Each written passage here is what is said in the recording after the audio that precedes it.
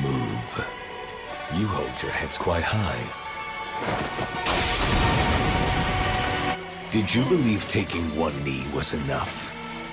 So you decide to take the noble background. You're a runaway prince or princess. Everyone who is anyone knows your family name. And yet you start your campaign with 25 gold, a signet ring, and some hopes and dreams. And yes, the 2024 update did try to fix the gold problem. You know, 4 extra gold pieces or 50 if you want to give up your perfume. But it wasn't ever really the problem. It doesn't matter if you're sitting at the table or behind the screen. Nobility in our games is a lie. They have no substance. I want you to think back to that local duke in your games. He's got his own province, commands a garrison of professional warriors, taxes coming in from every nook and cranny, and yet he needs to send a runner to the nearby tavern to hire a group of absolute randos that have been adventuring for what? 5 days? Of course, it's to kill 11 goblins that are camped 3 miles up the road from his castle walls, where I'd like to add his soldiers all live. Not to leave the room, even if you come and get him. So today we're going to figure out why. Why nobility, something that is a major part of our campaigns, is all bark and no bite, and what it actually looks like when it does. To start, I just want to say that it's completely understandable that we build our campaigns that are aesthetically medieval but don't really work like they are. We make the castles with the knights and the king and queen sat looking important on their thrones, but if you peel back that surface layer, what's underneath is no more than a frontier town, and power and position do little more than give this pretty icing on a hollow cake. It literally means nothing, it's not functioning as a system, and take a look here, the rulebook actually gives us the icing themselves, slapping down this hierarchy from emperor to knight as if power is a neat little pyramid. And I really do feel a big reason for this is that we're a little scared that if nobility really does have power and control beyond the facade, then players who choose the noble background will have tangible influence over our worlds, and every session risks becoming the noble prince's story and the other players are just NPCs. So to remedy that, we scoop out all the meat and make the duke useless, and make nobility decorative. But honestly, it really doesn't fix anything, it just makes the world crap. The real issue here is that the setting is built on a lie. That's right, I said it. Feudal society wasn't this polished pyramid structure, with an emperor at the top and then power trickling neatly down through the king, duke, prince, all the way down to a knight. It didn't work like that, you know? And that's what we're going to be digging into today, Lava Gremlins. History, economics, and how magic fits into it all. Feudalism, from what we're told, works like this. Same similar structure as D&D uses, but is anything ever this neat? Hell no. Modern historians like Susan Reynolds have argued that the tidy feudal pyramid is largely a 19th century teaching model. Real power was much messier. It was overlapping and relationships were not conventional. Lords and vassals didn't consult standardized rate sheets. They sat in a room, hammered out the agreement from trust, family ties, leverage and mutual interest. It's all handshake deals, and as we all know, they don't always work. And doesn't that sound much more interesting to portray at the table? Relational medieval power really helps you understand how noble PCs and NPCs should work, and it honestly seems a lot less scary than the black and white. Slap the pyramid down, this is how it works kids, deal with it. Now let's talk about knights for a hot minute, because damn we're doing them dirty. What is a knight? It's someone who has been training to wield a sword since they could wipe their ass. They practice every day, dedicated to mounted combat, weapon mastery, and battle tactics. Their gear costs more than most NPCs will see in their whole life. If you think a knight on a warhorse is just another soldier, then you're crazy. They're basically a medieval tank. Yes, they're costly to build and maintain, and scary as balls in the right or wrong hands. So basically when the duke is sending his runner to your tavern to hire a group of complete strangers because he can't possibly figure out a way to deal with 11 goblins himself, he's basically saying he doesn't want to scratch his tank. It's the same for titles. Counts and dukes aren't just pretty words, meaning person is important 1, and 2. They were job descriptions summed up in a word. The Latin meaning of duke is leader. They are commanders, they ensure the safety and defense of a region. Doesn't it hold more weight just knowing that? I don't know why, but when I make them and think of their functions as well as their titles, it just makes everything more interesting and easy, and hopefully it does for you too. So when you think about your duke and your prep and you just have a dude sat in a castle with a few guards, you don't realize until you look at the meaning that there should be a whole garrison posted here. It's not an empty castle. And if we zoom out and really look at our game worlds, at those isolated villages with nothing but monster infested wilderness, barely surviving, scraping by in terms of money, yet gold coins are flowing up to the nobles and taxes who are supposedly administrating a system that frankly isn't there, and there isn't any infrastructure piecing it together.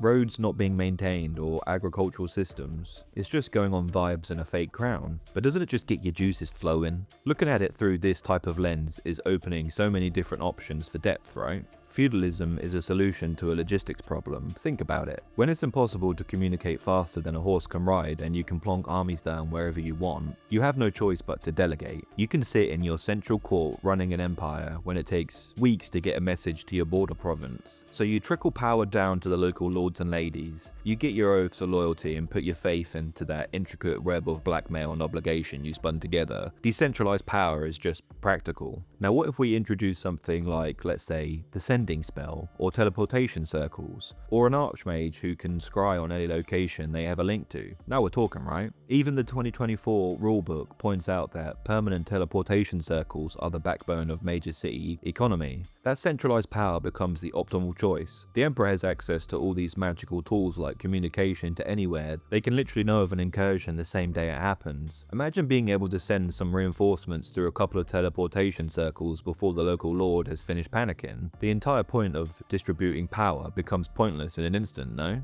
Think about what that means for our worlds. If you can access magic, why would the ruling class be defined by how much land you have? Makes no sense. Why does 15,000 acres of farmland matter when your neighbor can cast meteor swarms? And you're right in thinking a single battle mage doesn't tip the scales of power. Yes, they become the balance of power. So when you think about it logically, knights sitting on inherited land should not be nobility. It should be the people who control magic, those arcane bloodlines pumping that magic juice through their veins, mage kings, etc. And it's much more than just power. You know, it's everything around it. If fireballs keep blowing up armies, then some clever blacksmith will make an armor that can absorb fire, or at least reduce it, or even use it to the wearer's advantage. Same with buildings. Architects will start manufacturing fire-resistant buildings. Magic starts this arms race that touches everything in your world: warfare, economics, construction, and it goes on. And castles are in real trouble. What's the point in walls if something can just fly over them, or use Dimension Door to go through them, or polymorph or wild shape into something that's little and can squeeze into any nook or cranny? When you introduce magic, castle defenses seem pretty pointless, unless they're specifically warded against it. It's something to think about. It does create more unique power struggles, where the leaders with the castle that have anti-teleportation means, scrying wards and magical defenses are at a significant advantage. The point I'm trying to make is, if your world looks like medieval France with none of the stuff I just mentioned worked out, you've got some explaining to do, my friend. Somebody would have figured it out by now, and your whole power structure would have resonated around that individual in that generation. Your nobles have to navigate way more politics and history. They have archmages to contend with who are worth more than an army.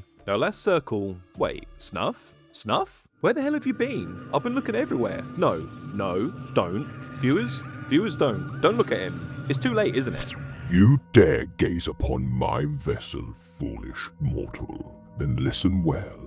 Dscryb gives your table read aloud text, battle map descriptions, and film quality ambiances, sound effects, and music. They have even forged a new tool called Opus, which streams layered audio directly to your players through Discord. It is free to try, but if you wish to unlock more of this ancient power, use my code, FLAMY.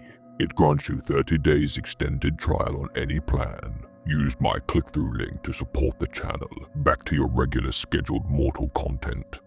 Well, sorry about that? Anyways, now let's circle back to our noble PC who has only 25 gold pieces, and why it's actually counterintuitively correct. Just hear me out. When your player sees noble, they automatically think they're rich as hell, yeah? Which is true, just not in physical coinage. They had assets and little cash, and this was the case across the whole feudal class. Even though a baron might have 5,000 acres of farmland, the land generates wool, timber, grain and labour. Most of that economic output is moved in the form of goods or services, and also obligations, not really currency. If you want your noble background to feel more realistic, you should take a look at what the rulebook calls Mark of Prestige. Wealth isn't a sack of gold, it's a letter of recommendation that establishes a baseline of trust. With a queen, it's special rights to draft a local militar or demand free room and board. So your players thinking they should have a sack full of gold in a typical D&D setting is just fantasy, literally. Feudal economies run on debt, obligation, barter, and to give credit to Wizards of the Coast, they do point towards this in the rulebooks. An aristocratic lifestyle costs an eye-watering amount to maintain, like literally tens of thousands of gold pieces every year for basic stuff like upkeep for the fam and the house. And if that's got you sweaty, a large castle costs how much? I'll wait. It's 500,000 gold pieces to build, and roughly 400 gold pieces per day to maintain. Per day, my guy. No, I'm not joking. Repairs, provisions, maintaining the horses and equipment, and paying those guards who couldn't possibly sort out 11 goblins. It all adds up to crazy numbers. Real life historical nobles didn't lug around chests full of gold. They had lines of credit with merchant houses, the great banking families of the medieval and Renaissance periods. These were the Bardi and Medicis. Yes, I've been doing my research. They existed purely because nobles constantly needed liquid capital that they physically didn't have, in exchange for those hopes and dreams we talked about earlier of future income from their estates they owned but couldn't technically convert to cash. Kings of England were always in debt to the Italian banking houses. That's how the system worked. Flamey, this is cool. But why the hell are you going on about banking houses and castle prices? Well, dear viewer, that's a great question. Because it fixes our noble PC as the party's ATM problem. Your noble PCs can absolutely secure things through their title and credit, like I said earlier with the marks of prestige. They can also more importantly get the party an audience with the regional administrator, or stuff like the use of a wizard's laboratory and call in a favour with the merchant's house for suppliers on credit. But they can't hand every party member 1,000 gold pieces because they would need to liquidate a whole farm's annual harvest. And that means they'll need to pay the interest next year. And you might think, they won't care, they'll just do it anyways. Sure, go for it. And when your family can't make ends meet, who's going to get the blame and have the debt collectors knocking on their door? If you want to be a noble, it comes with perks, yes, but it also has a set of social and military obligations that occasionally produce cash as a byproduct. Think of it like every privilege you receive also comes with a burden. The right of justice also means you are personally responsible for every unsettling crime in your fief. Just like a private army means you personally have to fund every sword, shield, horse and meal for every soldier in it. So when you really think about it, a title isn't a reward at all. It's a job, and a lot of our game worlds pretend it's just a fancy pants decoration with no job attached. And that's exactly the problem. So now you know everything there is to know. How can we make it better? Well, here's 5 fixes that help me. The first fix is rolling for risks, not competence. It might not sound like much, but it really does change everything. Let's say a noble character is trying to persuade, intimidate, or navigate court politics, right? Our instincts say roll for how eloquent they are, or can they find the right words? How well do they keep their composure under pressure? These are the wrong things to focus on. They were brought up and trained to be professionally eloquent. Their competence is not in question. What we need to question is whether the NPC on the other side of the conversation is willing to listen, given what's at stake for them. And that one persuasion check doesn't mean the noble stumbled over their words like a nervous kid. It means the NPC interpreted something like a choice of words, a perceived slight, or maybe an association with a rival house as a threat or offense. The roll measures the social risk of the interaction, not the character's capabilities at a basic level. This really does make the court scenes and pretty much any scene dramatically more intriguing. Instead of oops, you look stupid now, it's you've just pissed that guy off, and now you have a dangerous, important enemy. The second fix is a mechanic that's already in the rulebooks. For tracking social capital, and most tables never touch it. It's called Renown, and it's sitting right there. It's a simple numerical score, tracking your standing with a faction, house or community. It starts at 0 and goes up through completing missions, or advancing the group's interest, or just putting in the downtime to work the room and be seen. And the tiers are genuinely useful at the table. Renown 3 means faction members are friendly by default, and you're getting fed and housed in a pinch. Renown at 10 means you can call in favors and getting backup on missions. Renown 50 means you're fielding a small army. For noble characters specifically, stop tracking their wealth in gold and start tracking it in renown. That's the actual currency they're operating in. When your noble PC wants to throw their weight around, don't ask how much gold they have. Ask what their renown score is with the people in that room, because that's actually what moves the needle. The third fix is something we've all heard of. Position of privilege. You know, titles opening doors, people show you respect. You get the good room at the inn, which is great, but nobody talks about the other side of that coin, and that's what we're going to call position of danger. The moment your noble steps outside the territory where their house has weight, their signet ring has the opposite effect and actually paints a target on their chest. Think about what a noble actually represents to the wrong people. They're a bargaining chip people can use as leverage. They are a message you can send to an enemy house without writing a single word. You just send them back the air in pieces, or not at all. Any noble who's traveling through foreign territory territory is literally a kidnapping waiting to happen. The bandits aren't going to see fancy clothes and think, oh, we better leave that one alone. They're going to see a ransom that could feed their crew for a year. And this is where it gets genuinely interesting at the table, because your noble player has a decision they have to make constantly. Do I use the name? Do I have to wear a disguise when I'm traveling? It really makes the power that nobles have become situational and gives it more context and feels like it's actually real. I really like Fix 4 because it fixes that fear we have about noble PCs. It basically stops them from feeling like the protagonist in every room, and instead they're the patron. The rulebooks have mechanics exactly for this: hirelings, NPC party members, letters of recommendation. All of it exists to let the noble use their social architecture to benefit the whole group rather than just themselves. The noble gets the party into a royal library. For instance, they call in a favor from a temple for healing, or it could be that they secure supplies on credit from a merchant house because their name means something to that house. And the rulebook is trying to tell you something with the hireling costs. A palace needs roughly 200 skilled and 100 untrained staff just to function. That's 400 gold per day. Every single one of those people has a loyalty score running secretly from 0 to 20. At 10, they take a sword for you, trending towards 0, and they're already looking for someone better to work for, which adds this extra layer to everything, because your noble doesn't just own things, they're actually responsible for everyone inside them. So when they actually use the social architecture to help the party, it's not a freebie, it's them spending political capital and goodwill they have been carefully maintaining and will have to replenish.